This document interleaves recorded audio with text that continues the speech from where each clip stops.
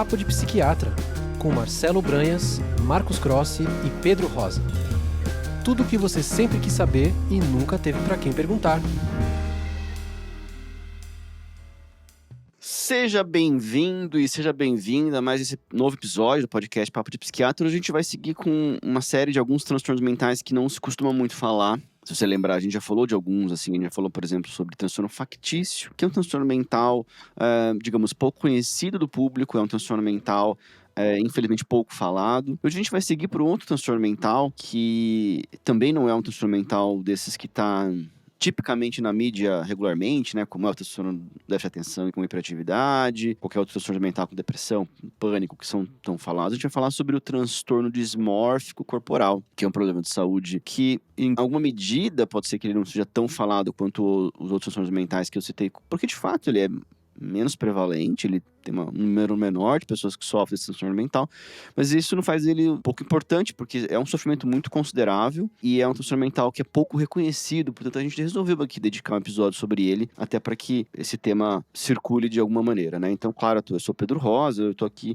com o Marcos e o Marcelo para falarmos hoje, neste episódio, sobre o transtorno dismórfico corporal. Oi, pessoal, mais uma vez um prazer estar aqui falando com vocês sobre esse tema pouco falado e importante, como o Pedro mencionou. Eu sou o Marcos Crossi. E o transtorno dismórfico corporal é um transtorno que não é tão incomum, né? É um transtorno que está presente aí ao redor de 2% da população. Muitas vezes, nós psiquiatras acabamos não vendo muito, como outros profissionais de saúde, como cirurgiões plásticos, por exemplo, né? Mas, assim, o que é o transtorno dismórfico corporal? Acho que talvez a característica principal seja realmente essa preocupação em relação a partes específicas do corpo. Então a pessoa muitas vezes, principalmente relacionados à imagem, então a face, o nariz, o olho, o pescoço, ou até outras áreas menos comuns, a coxa, o abdômen, e geralmente adquire depois uma característica mais obsessiva. A pessoa fica pensando muitas horas do dia a respeito disso. E também às vezes pode vir aí associado a alguns comportamentos compulsivos, alguns comportamentos associados a essas obsessões da própria imagem, né? Então, ficar olhando demais no espelho, né? Se camuflar, esconder, não querer tirar foto, por exemplo, né? A pessoa não quer tirar foto. Então, assim, é um transtorno que acaba causando muito prejuízo, porque às vezes é uma pessoa que não sai de casa, né? Uma pessoa que evita contato social por causa disso, perde muito tempo e às vezes realmente fica escondido, fica difícil avaliar. Porque muitas vezes a pessoa tem uma vergonha associada, né? Então é importante falar disso aí para vocês hoje. Isso mesmo, pessoal. Sempre ótimo estar aí com vocês. E, bom, quer dizer, muitos dos nossos colegas médicos de outras especialidades, por exemplo, eles acabam conversando muito com a gente sobre isso, porque muitas vezes esses pacientes, eles não chegarão primeiro aos profissionais de saúde mental. Muitas vezes eles vão chegar no dermatologista, no cirurgião plástico, por exemplo. Acho que seriam dois casos clássicos, além, por exemplo, em otorrinos, que operam o nariz, por exemplo. Porque realmente tem essa satisfação muito grande do paciente com partes do seu corpo. E muitas vezes o paciente não tem muita crítica sobre isso. De que, poxa, na verdade isso daí tem um substrato mais psicológico do que concreto do ponto de vista de anormalidades físicas mesmo. Muitos desses pacientes, por exemplo, aos olhos dos outros, bom, não teria nada de errado com a aparência deles. Vale a pena também fazer só um parênteses, que assim, na maioria das vezes são partes específicas do corpo, como regiões da face, como o nariz ou coisas assim, além de outras partes do corpo, cintura, abdômen, essas coisas, mas também existe aqueles casos muitas vezes no gênero masculino, de a sensação de insuficiência muscular, né? Isso pode acontecer também e tem uma relação com vigorexia, né? Da pessoa sentir que tem uma insuficiência muscular muito grande e às vezes objetivamente aos olhos dos outros não é o caso, às vezes pelo contrário, e o paciente também fica muito insatisfeito procurando excesso de tanto coisas saudáveis quanto coisas não saudáveis para aumentar a musculatura. Então, são casos que muitas vezes chegam primeiro em outros profissionais do que em nós, né?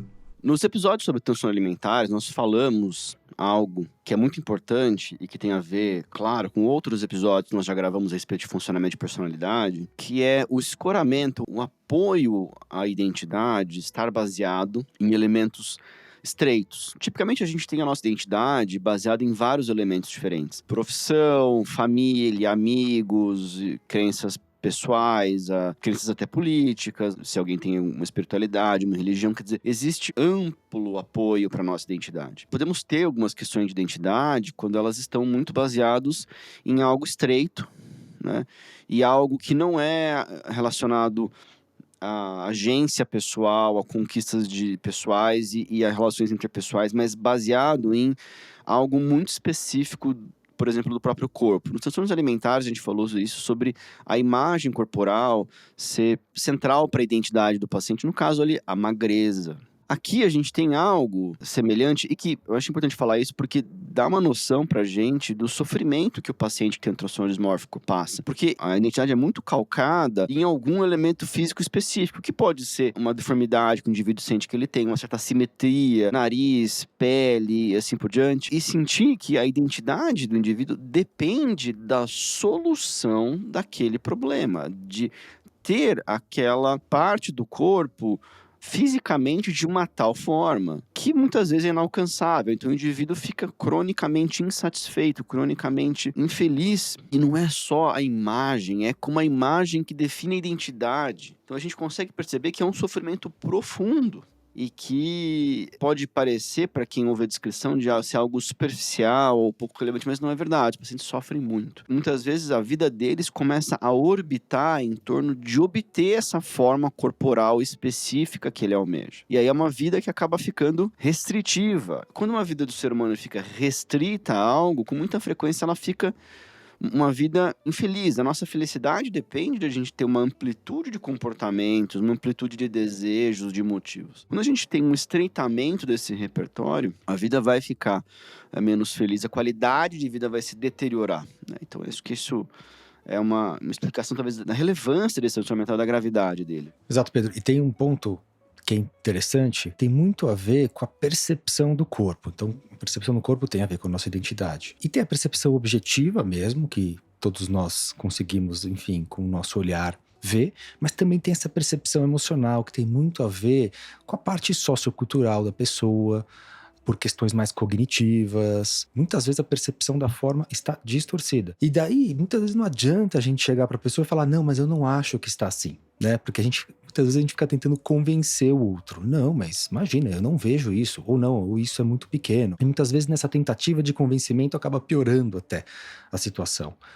Porque é essa percepção que envolve além da visão, que muitas vezes está alterada. E daí isso se associa a essa característica obsessiva, ou seja, esses pensamentos que não saem da cabeça, né? Então a pessoa realmente começa a explicar os problemas da vida baseado nisso, né? Fica essa restrição, como o Pedro falou. A minha vida é só isso. Todos os meus problemas seriam resolvidos se eu consertasse a minha orelha, se eu consertasse o meu nariz, ou talvez a minha mandíbula, se ela fosse maior, etc e tal. Então, realmente a vida da pessoa gira em torno disso e ela começa a se comportar também para consertar isso. Daí que ela procura médicos, procedimentos estéticos, então tem toda uma indústria por trás disso, no sentido até de comprar eventualmente elementos de maquiagem, né, para comprar elementos assim relacionados a melhorar a pele. Claro que muitas vezes as pessoas podem ter, vamos dizer, uma preocupação estética, não necessariamente isso é o transtorno dismórfico corporal, mas muitas vezes a pessoa acaba ficando refém assim de vários procedimentos na tentativa de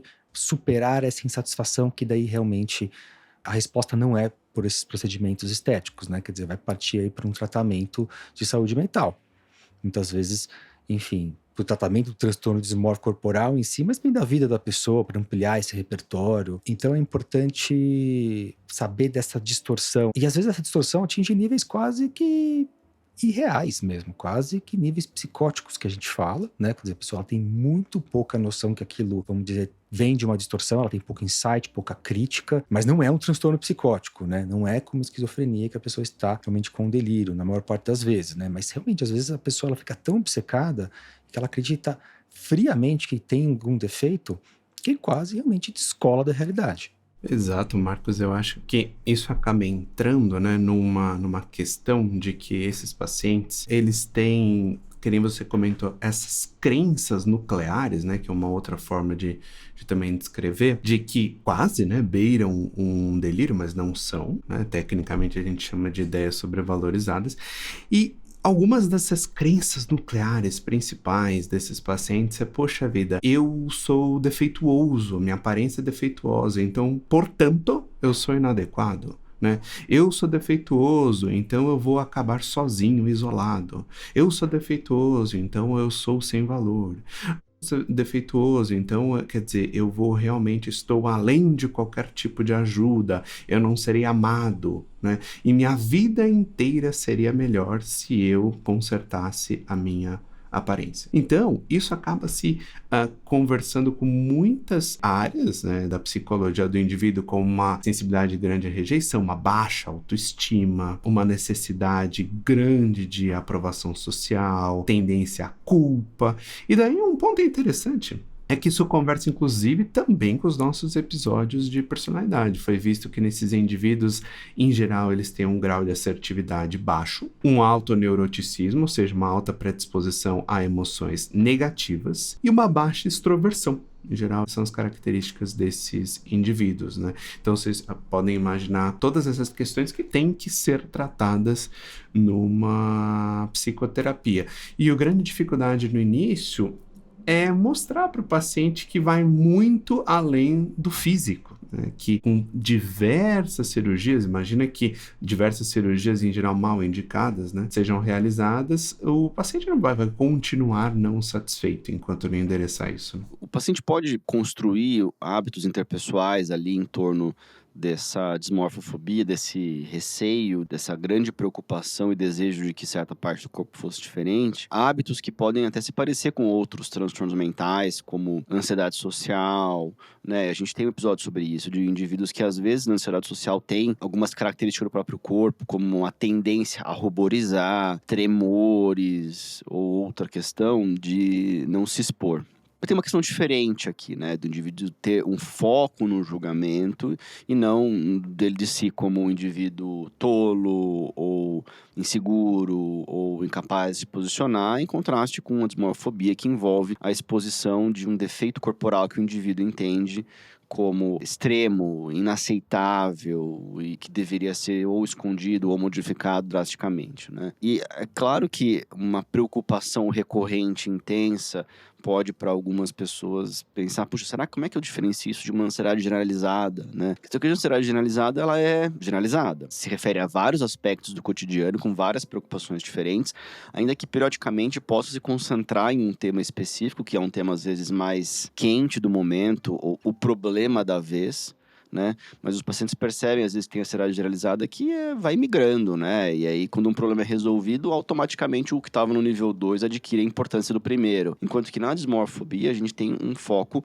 corporal, de um defeito, ou mais de um defeito, mas são defeitos específicos que o indivíduo entende como extremos, muito intensos, muito importantes, e as outras pessoas não, né? Seja porque eles são eventualmente parte da variação do organismo humano, seja porque o defeito simplesmente não está ali à vista para as outras pessoas, né? Esses diagnósticos, a gente tem que ter um olhar para um diagnóstico diferencial aqui, porque para muitos profissionais, para pacientes que eles buscam as informações da internet, quando a gente fala de ansiedade num contexto social, de preocupação, isso automaticamente vem para as pessoas dos transtornos mentais mais falados. Eu dei 2 exemplos aqui, né? Ansiedade social e transtorno de ansiedade generalizada. Em alguma medida, pode ser que para as pessoas, até esse diagnóstico de transtorno dismórfico corporal fique pouco diagnosticado por isso, né? Porque ele não é uma coisa que as pessoas falam muito, por isso até a gente resolveu gravar esse episódio, porque tem um conteúdo aí na internet sobre esse tema. Mas e a gente acredita que trabalhar isso especificamente, principalmente à luz da identidade das pessoas, de como que seres humanos, para serem felizes, eles precisam de uma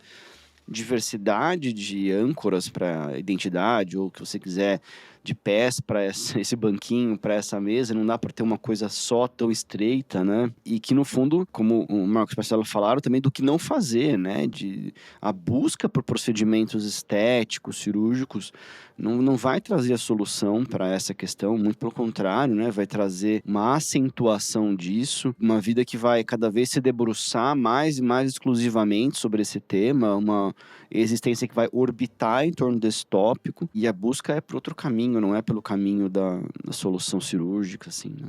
E é importante mencionar também, né, que tem esses diagnósticos diferenciais que o Pedro falou, se a gente precisa tirar a dúvida realmente se é um transtorno dismórfico corporal, ou se é uma ansiedade generalizada, ou se eventualmente uma depressão, a pessoa não sai de casa. Pode ser por falta de energia, ou pode ser por causa que a pessoa tem vergonha de expor o próprio corpo socialmente. Eventualmente existem comorbidades também, quer dizer, a pessoa ela pode ter eventualmente o transtorno dismórfico corporal e também ter uma ansiedade social, algum grau de ansiedade. O Marcelo falou, quer dizer, neuroticismo é muito comum nesses pacientes, então muitas vezes você vai ter uma comorbidade e daí você tem que fazer realmente se tem uma comorbidade verdadeira ou se, vamos dizer, você fica na dúvida entre se é um dismórfico corporal ou outro problema. Então, muitas vezes pode ser até difícil de fazer do transtorno alimentar, né? Quer dizer, a pessoa ela tem eventualmente um foco no lugar do corpo, mas no dismórfico corporal ela não vai desenvolver aqueles sintomas alimentares característicos da bulimia ou da anorexia, não vai ter um baixo peso, quer dizer, não vai ter esse problema alimentar associado, né?